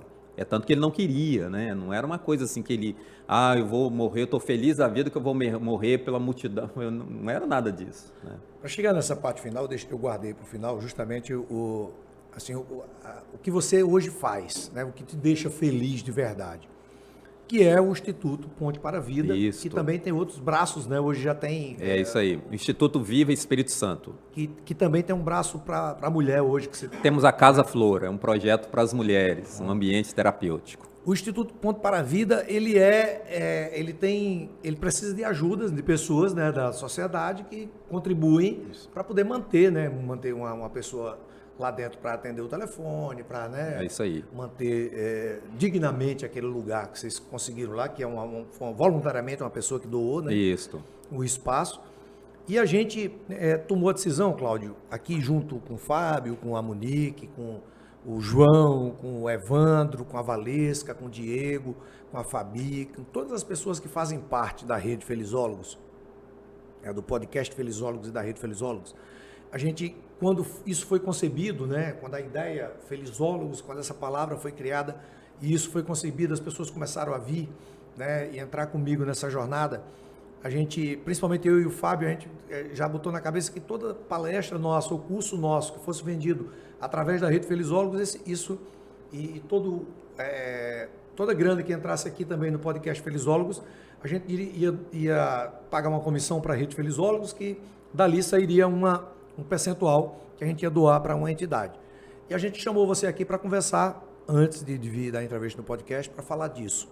Né? A gente pretende ajudar a sua entidade, porque talvez seja a primeira entidade que a gente vai ajudar com isso, porque a nossa pretensão é que a Rede Felizólogos possa ajudar, né, pessoas que não tenham desencadeado a felicidade, né, que precisam que a felicidade faça parte da vida delas, que tenham problemas mentais, com depressão, com drogas ou com qualquer outro tipo de coisa que tirem a felicidade dessas pessoas. E a gente gostou muito da ideia do seu projeto. Então a gente já queria dizer de antemão que a gente vai ajudar, né, o teu projeto. Ah, que bacana, estamos A felizes. gente vai ajudar. E onde a gente fala disso, por exemplo, sexta-feira eu estive em Colatina fazendo um show e eu falei disso no final e 2 empresários vieram conversar comigo no show. Cara, eu quero ajudar. Eu achei bacana esse negócio, eu quero ajudar. Quer dizer, voluntariamente, o cara já quer... Então, além da nossa doação, né, eu acho que vai chegar doações diretas. Sabe? Legal. Vai chegar doações diretas, porque isso a gente propaganda, sabe, Fábio? Sensibiliza as pessoas para uma causa tão nobre, uma causa que precisa realmente dar atenção. Que o que esse cara faz, ele está dedicando a vida dele, né? Depois da experiência dele como pastor, ele hoje dedica a vida dele ao outro, dedica a vida dele a salvar a vida do outro. Você tem noção de quantas pessoas você já salvou na tua vida? Esse ano nós fizemos um levantamento, né, no ano de 2021, nós atendemos 60 pessoas no Instituto, um atendimento. Mas assim, eu perdi a noção do atendimento, porque isso vem de uma história desde 1995, né? Eu já recebi relatos, por exemplo, de pessoas que leram o meu livro e saíram da depressão. Então, assim, não é só o atendimento, o trabalho que nós fazemos, né, que a gente realiza aqui no Instituto, mas é realmente algo que está acontecendo há muitos anos já e que vem de um retrato, né, dessa história. Até as pessoas me perguntam assim, Cláudio, como é que as pessoas chegam até você lá para ser atendidas? Eu falo, eu tenho uma história relacionada com isso. Então as pessoas me conhecem por essa relação com a depressão. Elas sabem, elas deixam de procurar o psicólogo para procurar o Cláudio. E o Cláudio vem realmente assim, dar todo nortear para a vida dessa pessoa, né? Então é o trabalho que a gente entende que nós já... Mas a ideia do Instituto, Rossini e Fábio, é pensar de que nós chegamos num momento em que nós precisamos fazer mais. Dia 27 agora, por exemplo, eu vou dar uma palestra, vamos fazer o que nós chamamos de Power of Life, que é o poder da vida. E nós vamos trabalhar 10 horas intensas para poder trabalhar a mente dessa pessoa que está em sofrimento emocional com a depressão. Por quê? Porque nós vamos colocar esse livro aqui em prática.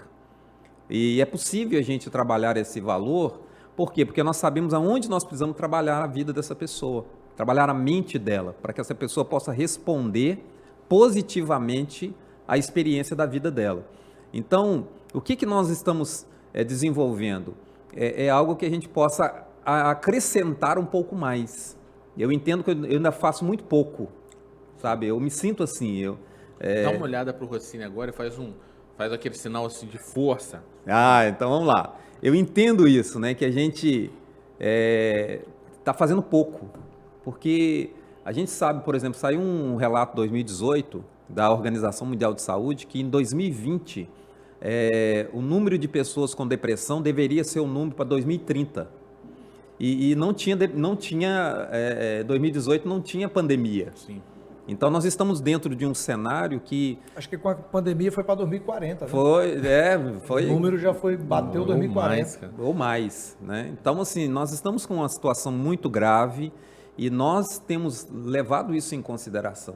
Por isso, assim, Precisa olhar. A sociedade precisa olhar isso com mais carinho, porque isso, infelizmente, pode acontecer na sua família. Você que está Sim. assistindo a gente agora, está ouvindo a gente, isso pode acontecer na sua família. A gente não deseja que aconteça, aconteceu na minha, né? Acontece, eu tenho pessoas com depressão na minha família ainda, né? Eu perdi a minha irmã, eu sei o quanto é duro isso, a minha mãe sofre até hoje por isso, né? Vai sofrer pro resto da vida, porque eu acho que a natureza, né, é natural a gente enterrar os pais e não os pais enterrarem os filhos, né? E a minha mãe enterrou minha irmã. Rocine, E eu sei o isso é quanto é duro tão para ela. antinatural, isso é tão antinatural que não existe nem nome para isso. Porque justamente. o filho que perde o pai vira órfão. O marido que perde a esposa, ele vira viúvo. O pai que perde o filho, não existe nome. É inominável. A sociedade não conseguiu criar um nome e nem conseguiu pensar, se negou a inventar um nome para isso, de tão antinatural que é. Uma dor dilacerante. Verdade. Então, Cláudio, a gente está chegando no final e eu gostaria de fazer uma pergunta que normalmente eu faço aqui. O que é que te deixa muito triste? O que é que te deixa triste logo assim? Eu vejo uma coisa e fico triste de repente. A injustiça. Eu fico triste com a injustiça. Principalmente quando você, por exemplo, vai lidar com uma esfera política, né, onde está muitas das vezes os recursos, quando você vê, por exemplo, um dinheiro ser jogado fora e muitas das vezes, né, você saber que poderia salvar vidas, isso para mim me entristece o descaso, né, a injustiça, ver alguém na rua muitas das vezes, né, que não precisava estar ali na rua então essas coisas me incomodam, me deixam entristecidos assim. E o que é que te deixa feliz logo? O que é que te deixa feliz assim, de repente eu fico feliz, eu vejo aquilo e fico feliz? Tem várias coisas, mas o que me alegra realmente é quando alguém se coloca à disposição de dizer, eu vou ajudar. Eu quero fazer parte desse negócio aí. Eu quero, sabe, eu estou me colocando à disposição. Né? E assim, isso realmente satisfatório, porque eu tenho uma política comigo de não fazer assistencialismo, que vou entregar uma cesta básica aqui, não. Eu quero ajudar essa pessoa a desenvolver a vida dela para que ela pesque, para que ela se torne um pescador, para que ela tenha possibilidade de desenvolver algo na vida dela. Né? Isso é interessante pra Então, caramba, né? muito embora em alguns momentos, se você não der o peixe também, a pessoa não tem nem força para Não pescar. tem, né? Justamente. Não pode nos momentos. viciar naquilo, né? Ela tem um caminho de libertação. É isso aí. Eu vou te fazer duas perguntas, Cláudio.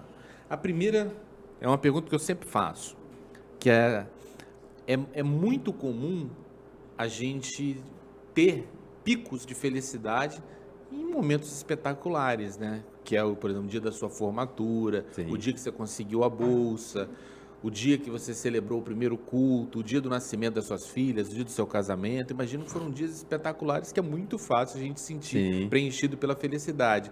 Mas eu quero saber qual foi o dia mais simples que você foi feliz. Um dia que não teve nada de espetacular, mas que você olhou para você mesmo e falou, cara, como minha vida é boa. E não tinha nada espetacular acontecendo. Rapaz, é uma pergunta... Você me pegou, porque eu tenho 54 anos. Viveu alguns dias. Né? Já tem uns dias aí, né? Tem uma história. Mas aconteceu um caso muito interessante que marcou minha vida. Aqui em Vitória, eu tenho uma relação com a Terceira Ponte ali, com uns amigos ali na Rodossol, né? E uma pessoa me procurou para ajudar uma outra pessoa que estava... que ia tomar a decisão de pular a Terceira Ponte, né? Uma situação ali. E essa pessoa me procurou e a gente conseguiu intervir, fazer com que essa não tomasse a decisão. Então, aquele dia me marcou, assim, me trazendo um significado para a minha vida, porque eu acho que a nossa vida não é ter um momento de alegria, é ter um sentido. Né? Então, a minha vida tem um sentido quando eu posso realmente estar na vida de alguém e resolver um problema dessa pessoa. Então, isso me promove alegria, isso me traz o bem-estar. E eu tenho muitos momentos né? Assim, muitos desses pequenos acontecimentos, né? Que vêm realmente de uma forma diferenciada e acaba realmente implicando nisso. nisso. Isso te marcou porque você já tinha me contado essa história e você falou aqui, no meio de tantas histórias, você falou essa história que você já tinha me contado, que foi essa história porque que me marcou muito, é verdade. Marcou, é uma história que... Inclusive, eu até falei com ele que eu vou aproximar a entidade dele, o Instituto do Ponte para a Vida, com o pessoal da Rodossol. Né? Sim, você tem eu conhecimento conheço lá, né? um dos sócios lá, e eu vou tentar fazer essa aproximação, porque é importante que a Rodossol também ajude ao Instituto, né, que pode ajudar muito a Rodossol nesse processo agora de transição, né, já que o governo está fazendo aquele negócio da ponte para que as pessoas não pulem mais da ponte. Né? Então, acho que é muito importante. Sem dúvida, vai ser um ponto importantíssimo. E a última questão é o seguinte, o que você... Eu quero saber, o que você vai falar no primeiro momento que você estiver face a face com Jesus? Eu já pensei nisso, não vou falar nada. Eu acho que eu estou fazendo. Né? Porque... Ele chegava assim, Cláudio, seja bem-vindo. Porque foi Você vai falar o que para ele? Nada? Nada. Beleza. Não, mas assim, porque eu não... Como falar, né? Agora pergunta para mim o que é que eu vou falar para Jesus. Então o que é que você vai falar? Jesus, o senhor tomou vinho ou não tomou, Jesus? Bebeu ou não bebeu? Eu acho que o meu senso é de gratidão, assim, né? E ele vai falar o que para você? Eu acredito que o Senhor, que Deus vai me dizer, né? Olha, seja bem-vindo, né? Seu lugar está aqui. Acho que Não tem mais o que falar, né? Ali tá as caixinhas de Skol, pode ficar à vontade. Cláudio, maravilhoso. Quem quiser encontrar você, procura o Instagram. Isso, Instagram vamos lá. Ponte para a Vida, Isso. Né? Instituto Ponte para a Vida. @iponte para a vida. iponte para a vida. Para a vida, né? Isso. Então procura o Instituto, você vai entrar em contato com o Cláudio e vai conhecer o trabalho dele, que é maravilhoso. A gente chegou através também do Instagram. E a Valesca descobriu o trabalho do Fábio, do Cláudio, e a gente gostou muito, e por isso que a gente convidou o Cláudio para participar desse papo aqui, e acho até que isso vai se estender, e o Cláudio vai ser futuramente um dos palestrantes aqui da Rede Felizólogos. Eu só esqueci de falar uma coisinha que eu acho interessante falar com ele, que de repente você pode até usar lá no teu trabalho, me ocorreu agora, desculpa, poderia ter falado isso antes. Eu fiz uma música junto com o Manfredo, um artista aqui, e a gente fez... por causa de um episódio que aconteceu na Terceira Ponte. Teve um dia que foi o mais grave, que bloqueou lá e ficaram 4 ou 6 horas. Isso foi em 2015. Isso. Eu lembro disso. A ponte fechada, deu aquele caos na cidade toda. Parou a Grande Vitória inteira. Isso nos incomodou, foi uma das razões da gente implantar o Instituto. E naquele dia, as pessoas nas redes sociais, ao invés de serem solidárias e empáticas com quem estava naquela situação de desespero, começaram a falar bem assim, tinha que morrer logo, e várias mensagens muito horríveis. Aquilo foi dilacerante para mim. E eu escrevi um texto e postei no Facebook nesse dia, esse texto viralizou. O título do texto era O Dia em que a Empatia Pulou da Ponte. Bacana, E aí eu falava sobre isso, né? E aí o Manfredo leu o texto e entrou em contato comigo assim, falou bem assim, eu vou fazer uma música com essa letra, com esse texto que você fez aí. E ele criou a música, o nome da música é O Vórtice, e ela fala sobre essa importância. Você gravou um clipe pro Bom Sim, de Papo, gravamos. Essa música, ela fala sobre isso, de que cada pessoa que cruza o nosso caminho pode estar vivendo um desafio interno imenso, e que às vezes o poder da nossa gentileza pode salvar o dia e a vida daquela pessoa. Então fala da importância da gente olhar, desejar um bom dia, de acolher, de incentivar até quem a gente não conhece, porque a gente não sabe a batalha interna que esse indivíduo está vivendo.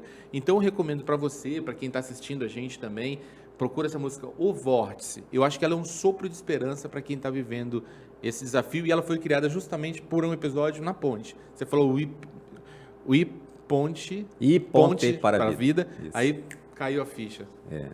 Eu queria, assim, finalizando, eu queria lançar um desafio para vocês. Né? Eu gosto desse aí. Eu gosto. Vocês, como felizófilos, né? Felizólogos. Não vou aprender o termo ainda. Nós tivemos um vírus no mundo que trouxe a morte. E nós precisamos criar um vírus para trazer a vida. Um vírus de alegria, um vírus que, onde chegar, as pessoas possam ser contaminadas por ele, da mesma maneira que foi contaminado esse vírus tão letal.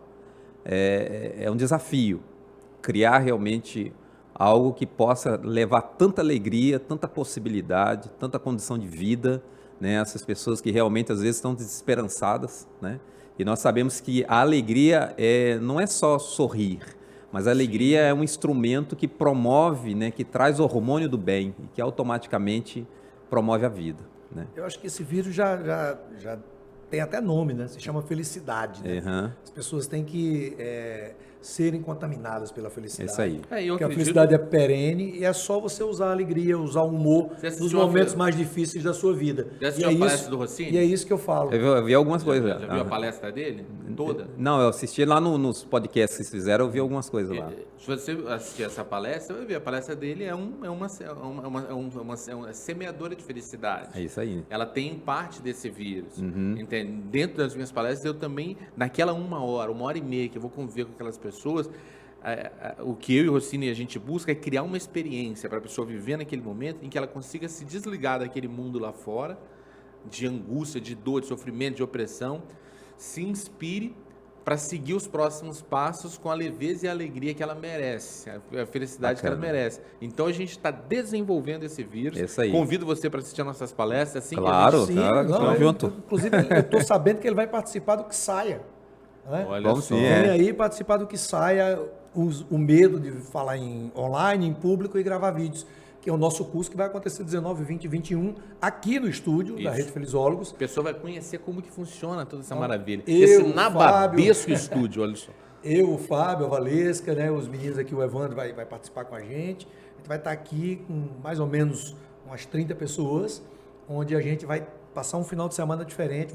Essas pessoas vão viver uma experiência e vão aprender algumas técnicas de humor para que possam, com essas técnicas, vencer o medo de falar em público, gravar vídeos e falar online, fazer lives e tal, enfim.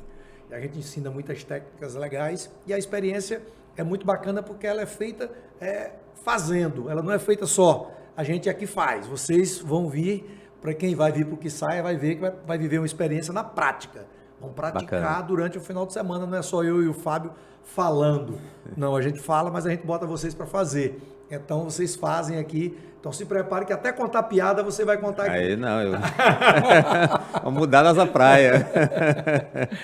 Eu lembrei de uma outra coisa, uma conversa que a gente teve antes aqui. Eu ia falar uma parada que ia ficar muito avulso para todo mundo. E depois Então eu queria te agradecer, Cláudio, mais uma vez, do fundo Eu que do coração. agradeço. Obrigado, meu irmão, e vamos ser parceiro aí, tá bom? Joia. vamos pedir para todo mundo que está aqui uma salva de palmas para o Cláudio e para o Instituto Ponte para a Vida!